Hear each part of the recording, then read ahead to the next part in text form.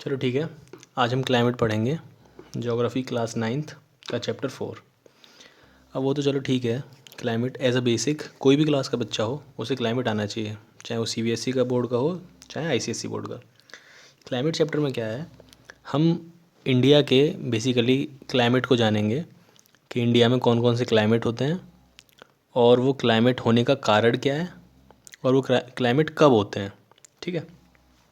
सबसे पहले जब हम इस चैप्टर को शुरू करेंगे तो हमें यहाँ दिखाई दे रहा है एक वर्ड क्लाइमेट, है ना।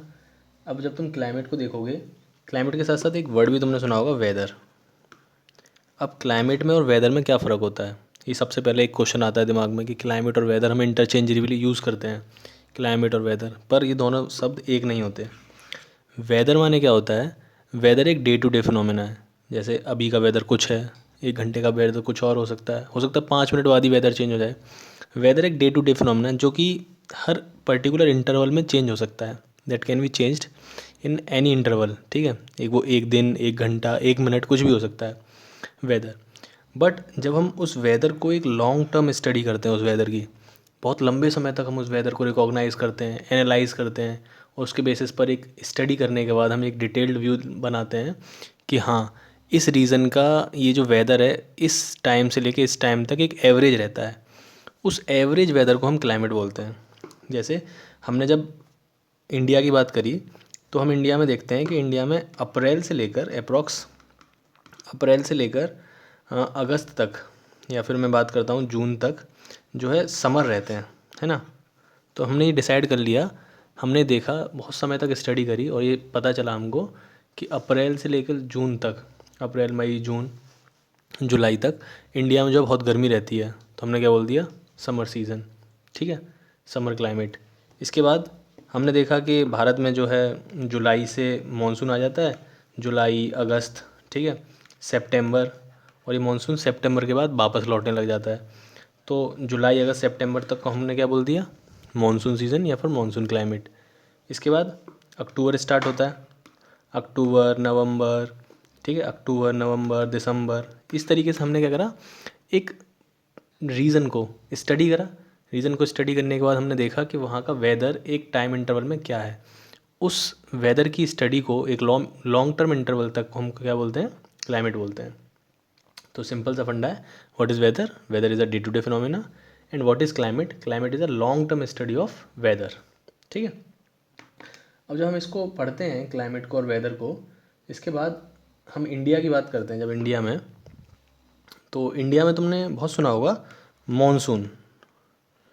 ठीक है। अब मॉनसून का मतलब क्या होता है, मॉनसून का मतलब क्या होता है, मॉनसून सीज़न बोलते हैं हम। ठीक है, मॉनसून सीज़न इंडिया में होता है। इंडिया में आता है समर, मॉनसून, विंटर, है ना, ऑटम, स्प्रिंग, ये सारे सीज़न सुने होंगे तुमने। अब मॉनसून सीज़न से हम क्या समझते हैं, अब देखो इस चैप्टर का सबसे बेसिक जो सार है वो मॉनसून ही है। अब मॉनसून पढ़ने से पहले हम बहुत सारी बातें पढ़ेंगे। तो मानसून में तुमको छोटी सी बात बता देता हूँ, आगे इसको हम एलेबोरेटली पढ़ेंगे। देखो होता क्या है, मानसून क्या है, बेसिकली मानसून एक मानसून विंड्स है। मानसून विंड्स से आया है मानसून, मतलब मानसून विंड्स उन विंड्स को बोलते हैं, मानसून विंड्स उन विंड्स को बोलते हैं जो एक पर्टिकुलर टाइम के बाद रिटर्न हो जाएं, वापस लौट जाएं, जो एक पर्टिकुलर टाइम इंटरवल के बाद वापस लौट जाएं। अगर मैं सिंपल सी यहाँ बात करता हूँ इंडिया की बात करता हूँ अगर मैं, तो इंडिया में क्या होता है कि यहाँ से मानसून विंड्स चल के आती हैं। ठीक है, मानसून विंड्स आती हैं। ये मानसून विंड्स कब आती हैं इंडिया में, तुमने देखा होगा जुलाई अगस्त सितंबर में ये विंड्स आती हैं, और ये विंड वापस लौट के चली जाती हैं सितंबर, अक्टूबर, नवंबर, दिसंबर, जनवरी। तो ये जो विंड्स जो 180 डिग्री वापस लौट जाए, मतलब ऐसे आई विंड्स और वापस लौट के चली गई, कैसे, ऐसे, इन विंड्स को हम मानसून विंड्स बोलते हैं। और यहीं से जिस टाइम इंटरवल में भारत में ये रहती हैं, जिस टाइम इंटरवल तक ये भारत में रहती हैं, उस समय को हम क्या बोलते हैं, मानसून सीज़न। ठीक है, ये विंड्स जब भारत में रहती हैं, जिस समय तक ये भारत में बारिश करती हैं, और इसीलिए हम इनको क्या बोलते हैं, उस सीज़न को क्या बोलते हैं, मानसून सीज़न। तो ये कहाँ से आया, मानसून विंड से आया मानसून सीज़न। ठीक है। अब यहीं से बहुत बर्ड है, मौसम, ये बर्ड भी यहीं से आया मानसून विंड से, वो बात की बात है ना। अब पहले हम समझते हैं एक बेसिक बात कि किसी भी जगह का क्लाइमेट, किसी भी जगह का क्लाइमेट किस किस बात के ऊपर डिपेंड करता है। मतलब अगर हम देखें तो एक टॉपिक है हमारा क्लाइमेटिक कंट्रोल्स। क्लाइमेटिक कंट्रोल्स मतलब किसी भी जगह का क्लाइमेट किस बात के ऊपर डिपेंड करता है, किसी भी जगह का क्लाइमेट किस बात के ऊपर डिपेंड करता है। जैसे अब तुम सोचो ज़रा, ये थोड़ा बेसिक सा है। कैसे? तुम अगर देखो कि तुम्हारा जो क्लाइमेट है जहाँ तुम रह रहे हो, तुम कहीं भी रह सकते हो, तुम पहाड़ों पर रह रहे हो सकता है, तुम हो सकता है समुद्र के पास रह रहे हो, ठीक है, हो सकता है तुम ट्रॉपिक ऑफ कैंसर के पास हो, या फिर ट्रॉपिक ऑफ कैंसर जहाँ से पास हो रहा है वहाँ से तुम दूर रह रहे हो। तो मतलब ये है कि किसी भी जगह का जो क्लाइमेट है वो कुछ बातों पर डिपेंड करता है। सबसे पहले अगर ये क्वेश्चन आता है तो तुम क्या लिखोगे कि the climate depends on some things. जैसे किस किस पर डिपेंड करता है? जैसे ये डिपेंड करता है मेरा लैटीट्यूड के ऊपर। लैटीट्यूड, अब देखो सबसे पहले लैटीट्यूड समझते हैं। देखो लैटीट्यूड याद करने का सिंपल सा तरीका होता है, जो लेटी हुई लाइंस होती हैं अर्थ के ऊपर हम जो बनाते हैं उसको हम लैटीट्यूड्स बोलते हैं। जैसे अगर ये अर्थ है, अर्थ के ऊपर ये जो लाइंस होती हैं इनको हम क्या बोलते हैं? लैटीट्यूड्स बोलते हैं, लैटीट्यूड्स। अब थोड़ा सा मैं इन लाइंस के बारे में बता देता हूँ। जैसे ये अर्थ है, अर्थ के बीच में से जो लाइन अर्थ को दो हेमिस्फीयर्स में डिवाइड कर देती है, ऊपर वाले को बोलते हैं नदर्न हेमिस्फीयर और नीचे वाले को बोलते हैं सदर्न हेमिस्फीयर। जो लाइन अर्थ को दो हेमिस्फीयर में डिवाइड कर देती है उसको हम बोलते हैं 0 डिग्री, ठीक है, 0 डिग्री इक्वेटर। ये 0 डिग्री, अगर इससे ऊपर चढ़ेंगे तो ये 0 डिग्री बढ़ता चला जाएगा, जैसे 1 2 3 4 ऐसे बढ़ते बढ़ते बढ़ते बढ़ते यहाँ ऊपर जाके कितना आता है? 180 डिग्री, ठीक है। ऐसे नीचे आते जाएंगे हम, सॉरी हाँ यहाँ 90 डिग्री आता है, मैं गलत लग गया, 90 डिग्री। ऐसे हम नीचे आते जाएंगे, नीचे आते आते भी कितना आता है? यहाँ पे भी 90 डिग्री आता है। तो ये ऊपर जाते हैं तो नदर्न हेमिस्फीयर है इसलिए 90 डिग्री नॉर्थ पोल बोलते हैं। नीचे आते हैं तो सदर्न हेमिस्फीयर है इसलिए 90 डिग्री साउथ पोल बोलते हैं। बेसिक सी बात है, एक लाइन जो अर्थ को दो पार्ट्स में डिवाइड करती है, नदर्न हेमिस्फीयर और सदर्न हेमिस्फीयर में, उस लाइन को हम क्या बोलते हैं? Equator, 0 degree equator. ऊपर चलेंगे तो 1 2 3 90 डिग्री नॉर्थ तक जाएंगे, नीचे आएंगे तो भी 1 2 3 90 डिग्री साउथ तक आएंगे। अब इन लैटीट्यूड्स के बेसिस पर हमने मतलब इन लैटीट्यूड्स को हमने एक स्पेसिफिक नाम दे रखा है। जैसे जो 0 डिग्री वाला लैटीट्यूड होता है उसको हम इक्वेटर बोलते हैं, ये सबको पता होगा। जो 23.5 north side, north northern hemisphere में होता है, 23.5 डिग्री, 23.5 डिग्री, देखो ये डिग्री एंगल वाला पड़ा होगा ना डिग्री, तो 23.5 डिग्री नॉर्थ, इसको हम क्या बोलते हैं? ट्रॉपिक ऑफ कैंसर, पता होगा ना, ट्रॉपिक ऑफ कैंसर। ऐसे ही नीचे की तरफ हम देखेंगे तो 23.5 डिग्री, 23.5 डिग्री साउथ, इसको क्या बोलते हैं? Tropic of Capricorn, tropic of Capricorn. इसके बाद 66.5, इसको क्या बोलते हैं? 66.5 नॉर्थ, और नीचे होता है 66.5 साउथ। तो इसे आर्कटिक सर्कल, इसे एंटार्क्टिक सर्कल, इसे आर्कटिक सर्कल, इसे एंटार्क्टिक सर्कल, ठीक है। ये क्या है? नॉर्थ पोल, और ये क्या है? South Pole. यहाँ तक समझ में आ गया होगा, बेसिक सी बात है। अभी मैंने क्यों बताया, ठीक है, तो मैं बता रहा था कि जो क्लाइमेट कंट्रोल्स होते हैं, जो क्लाइमेटिक कंट्रोल्स हैं, उसमें सबसे पहला मैंने बताया लैटीट्यूड। लैटीट्यूड मतलब किसी भी जगह का क्लाइमेट वहाँ के लैटीट्यूड के ऊपर डिपेंड करता है। मतलब अगर जैसे कहीं का लैटीट्यूड 90 डिग्री है तो वहाँ पे क्या होगी हमें पता है। 90 डिग्री का मतलब क्या है? पोल, नॉर्थ पोल और साउथ पोल। नॉर्थ पोल और साउथ पोल पर ठंड रहती है बहुत ज़्यादा, मतलब 6 महीने तो वहाँ इवन सूरज भी नहीं दिखाई देता। तो वहाँ का क्लाइमेट किस पर डिपेंड कर रहा है? वहाँ के लैटीट्यूड पर। अब लैटीट्यूड से क्या होता है? देखो लैटीट्यूड से ये डिसाइड होता है कि सन की रेज़ कैसे पड़ेंगी उस रीजन पर, है ना। सन की रेज़ कैसे पड़ेंगी? जैसे जो 0 डिग्री इक्वेटर होता है वहाँ पर सन की डायरेक्ट रेज़ पड़ती हैं, सन की सीधे धूप पड़ती है सन की। जैसे अगर मैं बनाऊँ, यहाँ समझना, जैसे अगर ये अर्थ है, ठीक है, ये अर्थ है और ये सन है। अब ये 0 डिग्री है ना, 0 डिग्री, इसके ऊपर क्या हो रहा है? इसके ऊपर सन की सीधे रेस पड़ रही हैं। अगर सन की सीधे सीधे रेस पड़ेंगी 0 डिग्री के ऊपर, 0 डिग्री इक्वेटर के ऊपर या फिर इक्वेटोरियल रीजन के ऊपर, ये भी समझाऊंगा क्या होता है इक्वेटोरियल रीजन। अब इक्वेटोरियल रीजन पर क्या होता है? सन की सीधे सीधे रेस पड़ती हैं। जब सन की सीधे सीधे रेस पड़ती हैं तो वो रीजन क्या रहता है? गर्म रहता है, मतलब ऑलवेज़ गर्म, ऑलवेज़ हॉट, मतलब वहाँ पर हमेशा क्या रहती है? गर्मी रहती है। तो वहाँ के लैटीट्यूड से तो डिसाइड हुआ कि वहाँ के क्लाइमेट क्या है? ऑलवेज़ समर, वहाँ विंटर होती नहीं है। तो वहाँ के लैटिट्यूड से ही हमने डिसाइड किया। ऐसे ही जब मैं बात करता हूँ, जब ये जो सन की रेज़ हैं जब ये पोल्स के ऊपर जाती हैं तो इंक्लाइंड होकर जाती हैं, इंक्लिनेशन से जाती हैं, ठीक है। नॉर्थ पोल और साउथ पोल के ऊपर इंक्लाइंड जाती हैं, है ना, याद रखना। जो सन की रेज़ हैं वो नॉर्थ पोल और साउथ पोल के ऊपर कैसे जाती हैं, इंक्लाइंड जाती हैं, मतलब बहुत कम पहुँचती हैं। मतलब जितनी ज़्यादा यहाँ पर पहुँच रही हैं इक्वेटर पर, उतनी ज़्यादा नॉर्थ पोल और साउथ पोल पर नहीं पहुँच रही हैं, सिंपल। तो नॉर्थ पोल और साउथ पोल पर उतनी रेज़ नहीं पहुँच रही हैं, तो इसका मतलब ये है ये क्या रहेगा, ठंडा रहेगा। ये क्या रहेगा, ठंडा, यहाँ बहुत कम धूप पहुँचेगी। इसीलिए नॉर्थ पोल और साउथ पोल पर समर होते ही नहीं है, वहाँ क्या रहता है, ऑलवेज विंटर। तो वहाँ का जो क्लाइमेट है वो किस पर डिपेंड हुआ, लेटीट्यूड पर। समझ में आया। तो पहला फैक्टर हमारे समझ में आ गया कि किस तरीके से किसी भी रीजन का जो क्लाइमेट है वो उसके लेटीट्यूड के ऊपर डिपेंड करता है। जैसे मैं इंडिया की बात करता हूँ, देखो ये बहुत इंपॉर्टेंट पॉइंट है, समझना ध्यान से। अगर मैं इंडिया की बात करता हूँ कि तुमने देखा होगा इंडिया, अगर मैं इंडिया की बात करूँ तो ये इंडिया का मैप है।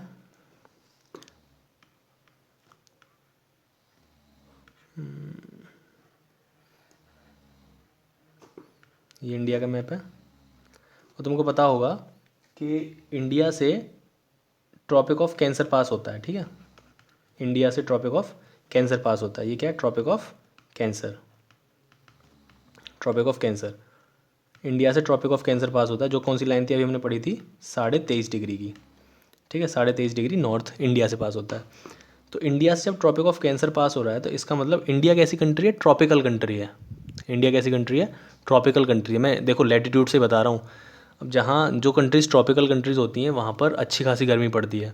इंडिया का जो ये 2/3 हिस्सा है, ये वाला जो हिस्सा है वो ट्रॉपिक ऑफ कैंसर से नीचे आ रहा है। ये 2/3 हिस्सा है, इंडिया का जो 2/3 हिस्सा है वो ट्रॉपिक ऑफ कैंसर से नीचे आ रहा है, और इंडिया का 1/3 हिस्सा जो है वो ट्रॉपिक ऑफ कैंसर के ऊपर आ रहा है ना। इसीलिए इंडिया में क्या है, इंडिया में हर तरीके का तुमको वेदर दिखाई देता है, हर तरीके का क्लाइमेट दिखाई देगा। यहाँ गर्मी भी पड़ती है, सर्दी भी पड़ती है। अब ये हम समझेंगे कि किस तरीके से शिफ्टिंग ऑफ बेल्ट होती हैं जिनकी वजह से सर्दी गर्मी होती है। पर इतना याद रखो कि इंडिया से ट्रॉपिक ऑफ कैंसर वाली लाइन पास करती है, जो वेस्ट साइड में गुजरात से पास करती है और जो ईस्ट साइड में मिज़ोरम से पास करती है ये लाइन। ऐसे क्वेश्चन पूछे जाते हैं कि ट्रॉपिक ऑफ कैंसर वैसे तो बहुत सारे स्टेट से होकर पास करती है, पर वेस्टर्न स्टेट और ईस्टर्न स्टेट पूछा जाता है, तो याद रखना गुजरात एंड मिज़ोरम। तो ये लाइन जो है गुजरात और मिज़ोरम से पास करती है, ठीक है भैया। ट्रॉपिक ऑफ कैंसर इंडिया से पास करती है, ठीक है। तो इंडिया में कैसा क्लाइमेट देखने को मिलता है, ट्रॉपिकल क्लाइमेट, है ना। इंडिया में ट्रॉपिकल क्लाइमेट देखने को मिलता है। तो हमने समझ में आया पहला पॉइंट कि लैटिट्यूड के ऊपर किस तरीके से किसी भी जगह का क्लाइमेट डिपेंड कर रहा है, ठीक है। नेक्स्ट पॉइंट है कि क्लाइमेटिक कंट्रोल्स पढ़ रहे थे हम, पहला पढ़ लिया लैटिट्यूड। दूसरा क्लाइमेटिक कंट्रोल है एल्टीट्यूड। एल्टीट्यूड माने क्या होता है, हाइट, हाइट ऊंचाई, है ना। ऊंचाई कहाँ से, ग्राउंड से। ऊंचाई कहाँ से, ग्राउंड से। कोई प्लेस ग्राउंड से जितनी ऊंची होती है वो प्लेस उतनी ठंडी होती है। सुनना मेरी बात, कोई जगह ग्राउंड से जितनी ऊंची होती है वो उतनी ठंडी होती है, पर एक इसकी लिमिट है। ऐसा हमेशा नहीं है कि हमेशा ही वैलिड होगा, एक इसकी लिमिट है। जैसे मैं बात करता हूँ, समझना ध्यान से, कि जैसे अगर ये अर्थ है, अर्थ का सरफेस है, ये क्या, सरफेस ऑफ अर्थ, ठीक है। और मैं तुम लोगों का एक डाउट क्लियर कर देता हूँ, ज़्यादातर बच्चों का रहता है। हम जो है अर्थ है ना, ये अर्थ, हम अर्थ के ऊपर रहते हैं, यहाँ यहाँ हमारे घर हैं, हम अर्थ के अंदर नहीं रहते। बहुत बच्चों का डाउट होता है कि हम अर्थ के अंदर रहते हैं, मतलब ऐसा बहुत बच्चे एज्यूम करते हैं हम अर्थ के अंदर रहते हैं। हम अर्थ के सरफेस के ऊपर रहते हैं, ठीक है। अब अर्थ के सरफेस के ऊपर रहते हैं तो क्या होता है कि सन की जो रेज़ पड़ती हैं, सन की जो रेज़ पड़ती हैं अर्थ के ऊपर, वो रिफ़्लेक्ट होने के बाद वापस जाती हैं, वो रिफ़्लेक्ट होने के बाद वापस जाती हैं। और जब वो वापस जा रही होती हैं तो एटमॉस्फेयर में क्या होता है, मॉइस्चर होता है। एटमॉस्फेयर में मॉइस्चर होता है, ठीक है। और जो ये मॉइस्चर है ये ग्रीन हाउस गैस की तरह काम करता है। जब सन की रेज़ आती हैं टकरा के, अर्थ से टकरा के जब वो वापस जा रही होती हैं तो रास्ते में उनको मॉइस्चर मिलता है, और मॉइस्चर जो है वो ग्रीन हाउस गैस की तरह काम करता है। ग्रीन हाउस गैस क्या करती हैं, ये इस लाइट रे को वापस भेज देती हैं, इस लाइट रे को वापस भेज देती हैं नीचे की तरफ, ठीक है। चलो यहाँ तक तो बात समझ में आई। अब यहाँ से हम क्या समझना चाह रहे हैं, हम यहाँ से ये समझना चाह रहे हैं कि एक बात बताना चाहता हूँ मैं तुमको यहाँ से, कि जो मॉइस्चर कंटेंट है ना एटमॉस्फेयर में, ये जो मॉइस्चर है ये बहुत ऊपर तक नहीं है, ये 5-10 किलोमीटर तक है, 5-10 किलोमीटर तक है ये मॉइस्चर जो है ये 5-10 किलोमीटर तक मॉइस्चर है, बहुत ज़्यादा मॉइस्चर नहीं है। मतलब ऐसा नहीं है कि सरफेस से 50 किलोमीटर ऊपर भी मॉइस्चर है या सरफेस से 100 किलोमीटर ऊपर भी मॉइस्चर है।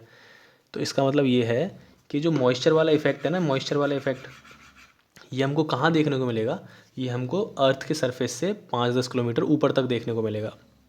इसका मतलब ये है कि जैसे जैसे हम अर्थ के सरफेस से ऊपर जाते चले जाते हैं, है ना, 5-10 किलोमीटर तक, वैसे वैसे हमको ये दिखाई देता है कि ऊपर जाने पर टेम्परेचर घटता है।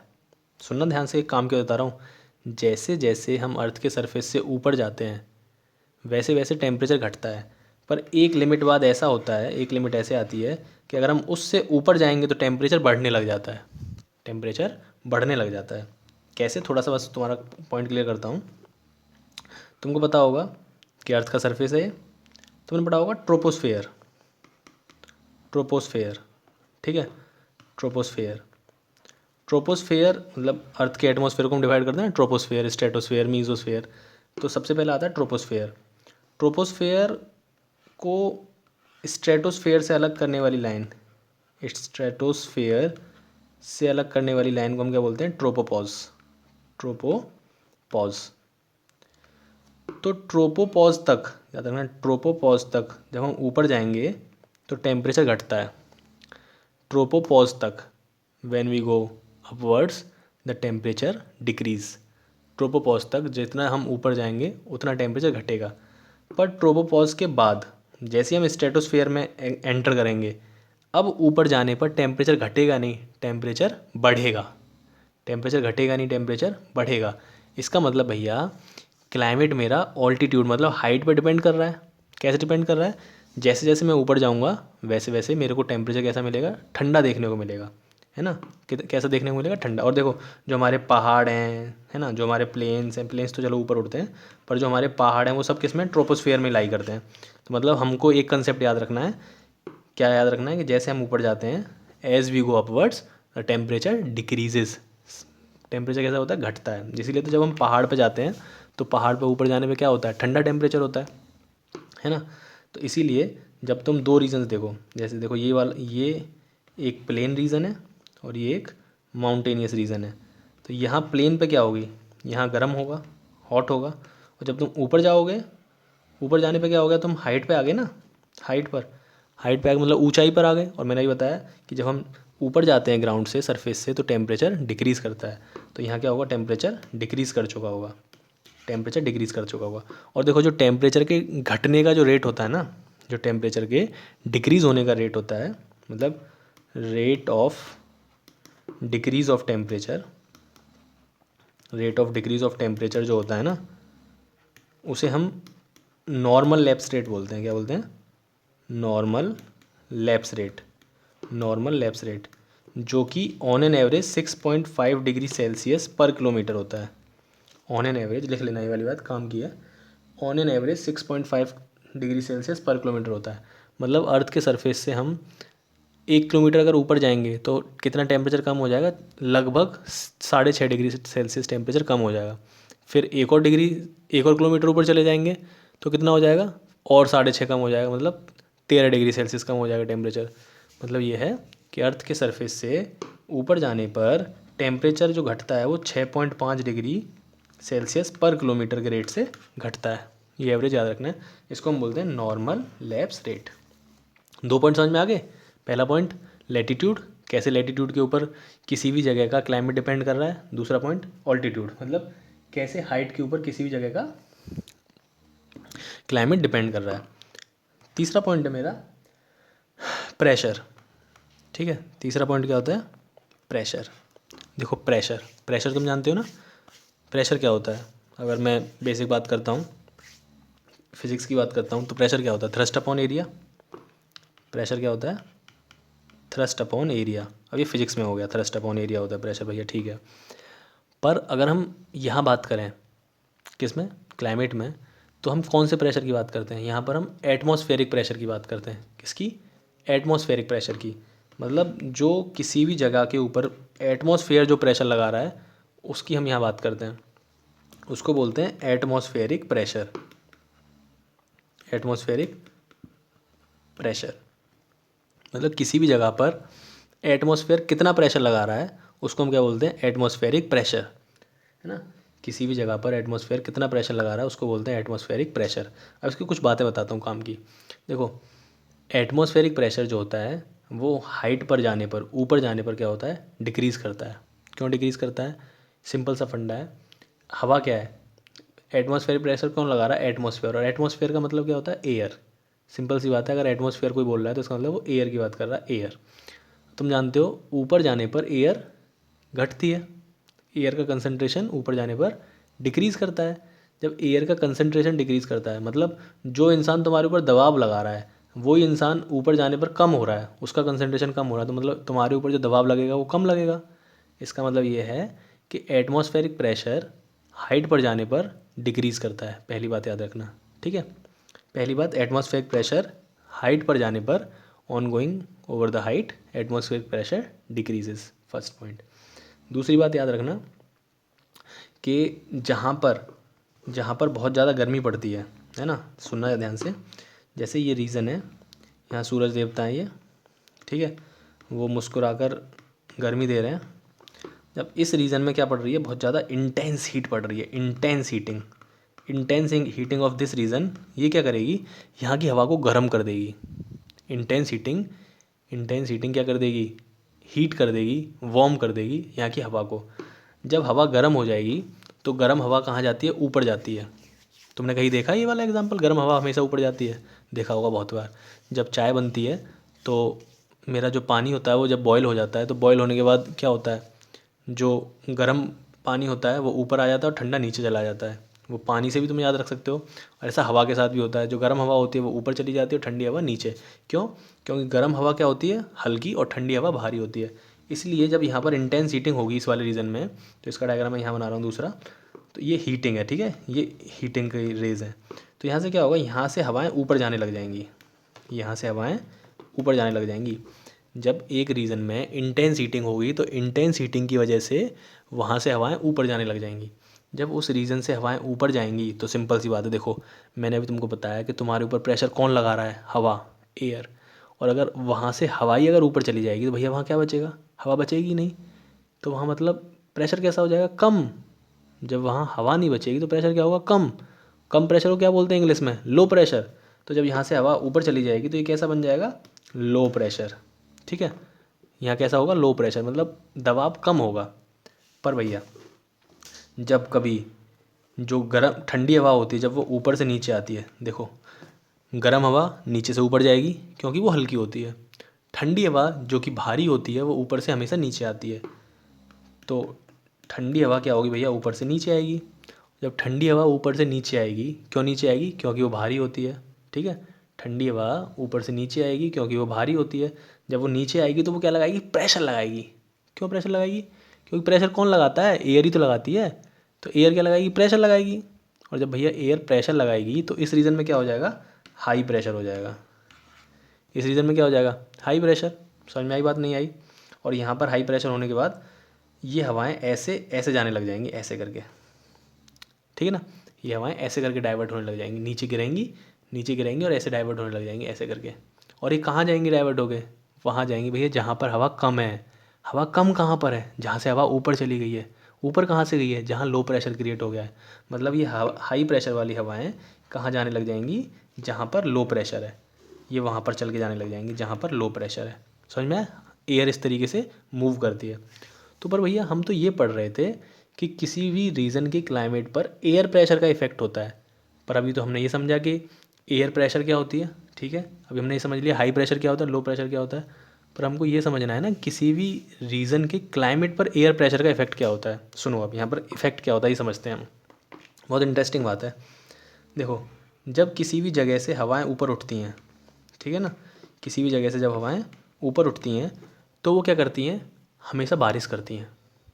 मतलब मैक्सिमम केसेस में जब भी हवाएं ऊपर उठेंगी तो वो क्लाउड फॉर्मेशन करती हैं, क्लाउड फॉर्मेशन करती हैं।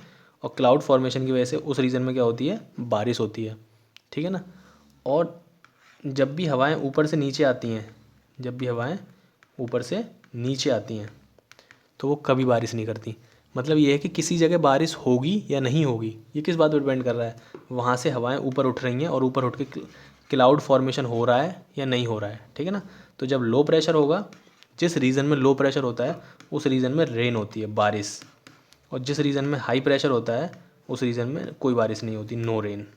इस बात को रट लो, जहाँ हाई प्रेशर होता है वहाँ कोई बारिश नहीं होती। सिंपल सी बात है, हाई प्रेशर बना के रखो अपनी बॉडी के ऊपर भी, डर के रहो, मतलब हरे पेपर हाई पेपर, तो क्या होगा, तुम्हारी ज़िंदगी भी एकदम ऐसी हो जाएगी, सूखी सूखी। तो सिंपल सा है, जहाँ हाई प्रेशर होगा वहाँ कोई बारिश नहीं पड़ेगी, और जहाँ लो प्रेशर होगा वहाँ बारिश होती है। तो इस तरीके से क्लाइमेट के ऊपर प्रेशर का इफेक्ट पड़ रहा है। एक तो देखो ये फंडा हो गया। एक तुम फंडा पढ़ोगे, एक और फंडा होता है कि क्लाइमेट के ऊपर कैसे प्रेशर का इफेक्ट होता है। ये प्रेशर बेल्ट्स होती हैं, बस तुम बस वहाँ लिख के आ जाना पेपर में कि क्या होती हैं, वो बात तुम्हें जानने की ज़रूरत नहीं है, बस इतना समझो। प्रेशर बेल्ट्स होती हैं, प्रेशर बेल्ट्स, ये टर्म याद रखना। प्रेशर बेल्ट्स होती हैं जो क्या होती हैं, ये 0 डिग्री वाली जो होती है इसको बोलते हैं equatorial pressure belt. Equatorial pressure belt, equatorial pressure belt, ठीक है ना। Equatorial pressure belt. अब देखो थोड़ा सा लिंक करने की कोशिश करो, मैंने ही बताया तुमको, जहाँ पर गर्मी पड़ती है वहाँ से हवाएं हमेशा ऊपर उठती हैं, ठीक है। और मैंने अभी तुमको बताया कि इक्वेटर कहाँ, इक्वेटर के ऊपर सीधे सीधे सूरज की रोशनी पड़ती है, जिसकी वजह से इक्वेटर हमेशा क्या रहता है, गर्म रहता है। और जब इक्वेटर हमेशा गर्म रहता है और इक्वेटर के ऊपर सीधे सीधे सूरज की रोशनी पड़ती है, इसका मतलब ये है कि इक्वेटर से भी हवाएं हमेशा ऊपर उठती हैं भैया। मतलब ये है कि इक्वेटर पे भी क्या होगा, लो प्रेशर होगा, इसलिए इसको बोलते हैं इक्वेटोरियल लो प्रेशर बेल्ट, है ना। तो यहाँ इसको क्या बोलते हैं, इक्वेटोरियल लो प्रेशर बेल्ट, ठीक है। और लो प्रेशर बेल्ट है तो इसका मतलब ये है कि इक्वेटर पे अगर लो प्रेशर है, तो भैया अभी मैंने एक बात और बताई थी कि जहाँ लो प्रेशर होता है वहाँ बारिश होती है, तो इसका मतलब इक्वेटर पे हमेशा क्या होती है, बारिश होती है। तो याद रखना, इक्वेटोरियल वाली जो बेल्ट होती है ये एक्चुअल में जो होती है, ये 5 डिग्री नॉर्थ और 5 डिग्री साउथ, है ना, के बीच की जो बेल्ट होती है इसको बोलते हैं इक्वेटोरियल लो प्रेशर बेल्ट। यहाँ हमेशा बारिश होती है, यहाँ मतलब हर दिन 2-3 बजे बारिश शुरू हो जाती है और शाम के 5-6 बजे तक कंटिन्यूस बारिश होती है, हैवी रेनफॉल होती है, हैवी रेनफॉल, जिसकी वजह से इस वाले रीजन में, इक्वेटोरियल लो प्रेशर बेल्ट वाले रीजन में बहुत घने जंगल पाए जाते हैं। तुमने सुना होगा अमेज़न के फॉरेस्ट, ठीक है ना, वो इसी रीजन में पाए जाते हैं। तो जहाँ इक्वेटोरियल लो प्रेशर बेल्ट वाला रीजन है वहाँ अच्छी खासी बारिश पड़ती है। इसके बाद एक दूसरी बेल्ट होती है, ठीक है, ये एक बेल्ट होती है, इसको बोलते हैं हम सब ट्रॉपिकल, सब tropical high pressure belt, high pressure belt. देखो ये क्यों होती हैं, अभी तुम्हारे स्कोप से बाहर है। ये दो होती हैं, एक ऊपर होती है एक नीचे होती है, सब ट्रॉपिकल हाई प्रेशर बेल्ट, सब ट्रॉपिकल हाई प्रेशर बेल्ट। ये कैसे बनती हैं ये अभी हमारे स्कोप में नहीं है, बस हमको ये समझना है कि दो बेल्ट होती हैं, एक एक ऊपर होती है एक नीचे होती है, जिसको हम सब ट्रॉपिकल हाई प्रेशर बेल्ट बोलते हैं। इसका क्या रीज़न होता है, मतलब ये कहाँ से कहाँ लाई करती है, ये 25 डिग्री नॉर्थ से 30 डिग्री नॉर्थ, और यहाँ 25 डिग्री साउथ से 30 डिग्री साउथ, ये सब ट्रॉपिकल हाई प्रेशर बेल्ट। इस बेल्ट को हम क्या बोल रहे हैं, सब ट्रॉपिकल हाई प्रेशर बेल्ट। मतलब ये है कि यहाँ पर कैसा प्रेशर है, हाई प्रेशर है भैया, हाई प्रेशर। और अगर हाई प्रेशर है तो अभी मैंने बताया जहाँ हाई प्रेशर होता है वहाँ बारिश नहीं होती है। मतलब इस रीजन में भैया बारिश बहुत कम होती है, इस रीजन में बारिश बहुत कम होती है, ठीक है, इस रीजन में बारिश बहुत कम होती है। इसके बाद है नेक्स्ट, ये है सब पोलार लो प्रेशर बेल्ट, सब पोलार लो प्रेशर बेल्ट। एक यहाँ पे भी होती है सब पोलार लो प्रेशर बेल्ट। ये कहाँ से कहाँ होती है, ये मेरी 60 डिग्री नॉर्थ से लेके 65 डिग्री नॉर्थ और 60 डिग्री साउथ से लेके 65 डिग्री साउथ, है ना। इसको बोलते हैं हम सब पोलार लो प्रेशर बेल्ट। तो इसका मतलब यहाँ पे क्या है भैया, लो प्रेशर है, लो प्रेशर तो मतलब यहाँ क्या होती होगी, बारिश होती होगी। इसके बाद ये मेरा नदन पोल है और ये मेरा सदन पोल है, ठीक है ना। बस ये फंडा होता है कि किस तरीके से मेरे किसी रीजन के क्लाइमेट को कैसे प्रेशर डिपेंड कर रहा है, प्रेशर के ऊपर डिपेंड कर रहा है किसी भी रीजन का क्लाइमेट। तो ये हमने समझ लिया, आगे चलते हैं। तो 3 पॉइंट समझ लिए हमने, लेटीट्यूड, ऑल्टीट्यूड और प्रेशर। चौथा पॉइंट है मेरा wind system, wind system, wind system. देखो विंड सिस्टम वही है हाई प्रेशर से जब मेरी हवाएं लो प्रेशर की तरफ जाती हैं तो वहाँ से लो प्रेशर से उठ के क्या करती हैं, बारिश करती हैं, ठीक है ना। और जब हवा ऊपर से नीचे आती है तो बारिश नहीं करती है, और जब हवा नीचे से ऊपर जाती है तो बारिश करती है। विंड सिस्टम में ऐसा सच कुछ नहीं है, ये प्रेशर बेल्ट के साथ लिंक्ड है। बस हमको इतना समझना है कि विंड सिस्टम क्या होता है, जब जहाँ हाई प्रेशर होता है वहाँ से हाई प्रेशर से हवाएं लो प्रेशर की तरफ मूव करती हैं। मतलब ऐसे समझना है ये वाला कि ये लो प्रेशर है, यहाँ पे क्या हो रहा होगा, हवाएं ऊपर जा रही होंगी,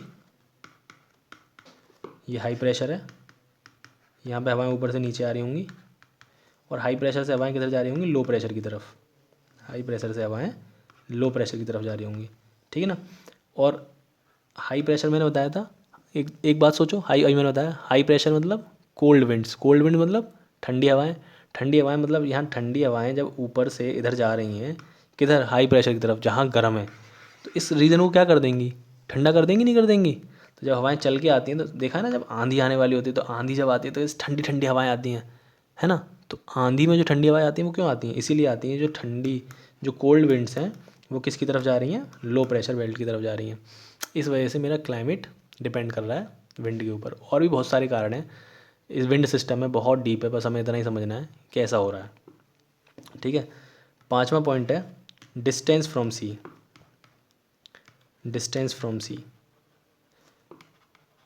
ठीक है। समुद्र से दूरी, सिंपल सा फंडा है, समुद्र से जो जितनी ज़्यादा दूर होगा वहाँ टेम्परेचर के इफ़ेक्ट वेरिएशन उतना ज़्यादा महसूस होगा। थोड़ा एग्जांपल के साथ समझाता हूँ तो और ज़्यादा समझ में आएगा। इंडिया का मैप तो तुम सबने देखा ही होगा, है ना। जल्दी से बना देता हूँ,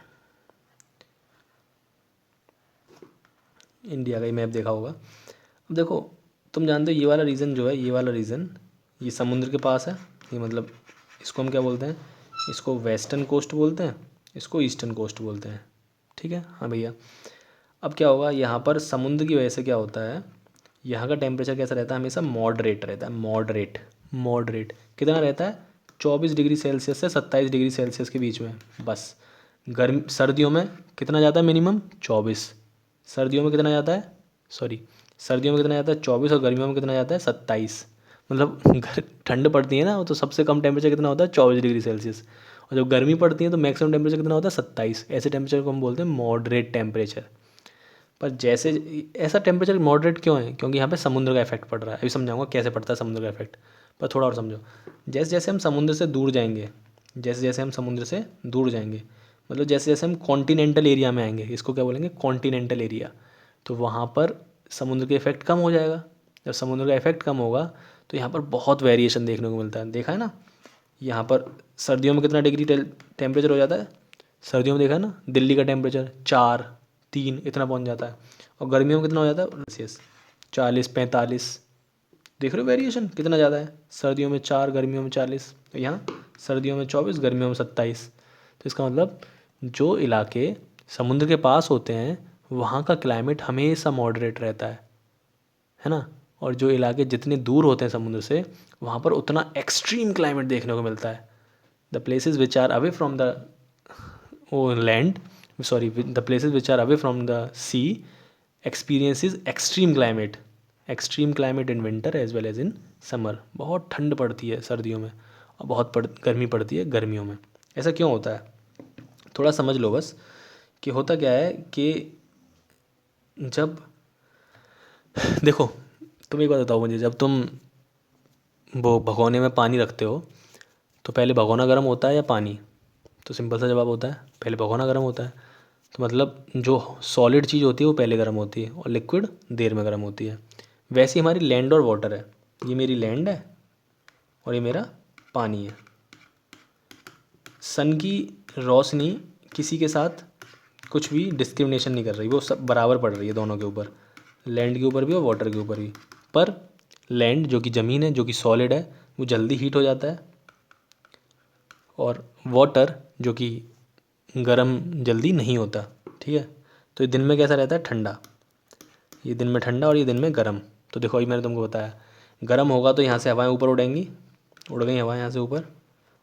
वही ठंडा होगा तो यहाँ हवाएं कहाँ आएंगी, ऊपर से नीचे। तो यहाँ से हवाएं चलती हैं ऐसे करके ऊपर से नीचे आती हैं। तो मतलब गर्म से हवाएं कहाँ जाने लग जाती हैं, ठंडी की तरफ। मतलब दिन में लैंड से समुद्र की तरफ हवाएं जाती हैं, जिनको हम क्या बोलते हैं, लैंड ब्रीज। लैंड ब्रीज, ठीक है, लैंड से समुद्र की तरफ हवाएं जाती हैं, लैंड ब्रीज। इस वजह से कैसा रहता है, यहाँ से, एक सेकेंड, हो क्या रहा है कि ये ठंडा था ना, ये कोल्ड था, ये कोल्ड था, यहाँ से हवा ऊपर से नीचे आ रही थी, ये कोल्ड था, यहाँ हवा ऊपर से नीचे आ रही थी, और यहाँ ये गर्म था, तो यहाँ हवा नीचे से ऊपर जा रही थी।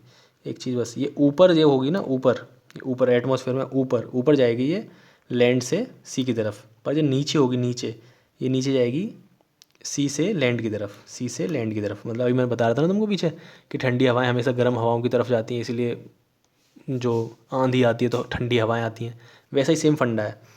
तो यहाँ से जब गर्म हवाएं ऊपर चली गई तो इसकी जगह क्या आ जाएंगी, ठंडी हवाएं आ जाएंगी, ठीक है। तो इनको हम क्या बोलते हैं, सी ब्रीज बोलते हैं। ये गलती हो गई थी मुझसे, ध्यान नहीं दिया मैंने, सी ब्रीज बोलते हैं।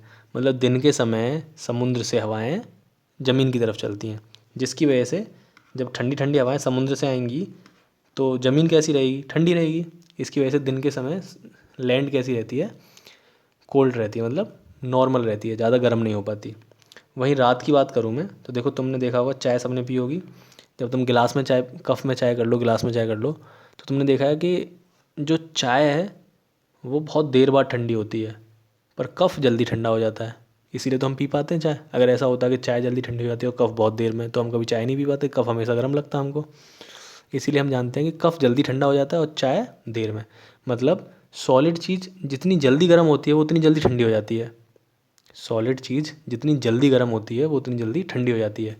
वहीं लिक्विड चीज़, जो लिक्विड होता है वो जितनी जल्दी, सॉरी, जितनी देर में गर्म होता है उतनी देर में ही ठंडा होता है। तो मतलब ये है कि रात के समय जो लैंड है वो क्या, कैसी हो जाएगी, जल्दी से कोल्ड हो जाएगी, मतलब जल्दी से ठंडी हो जाएगी।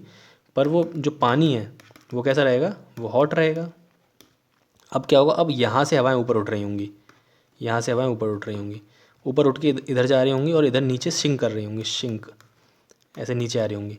अब ये ठंडी हवाएं यहाँ पर है, तो ठंडे से किधर की तरफ जा रही होंगी, गर्म की तरफ, ठंडे से गर्म की तरफ। इसका मतलब ये है कि रात के समय ज़मीन से हवाएं किसकी तरफ जा रही होंगी, लैंड की, सॉरी, लैंड से हवाएं किसकी तरफ जा रही होंगी, सी की तरफ।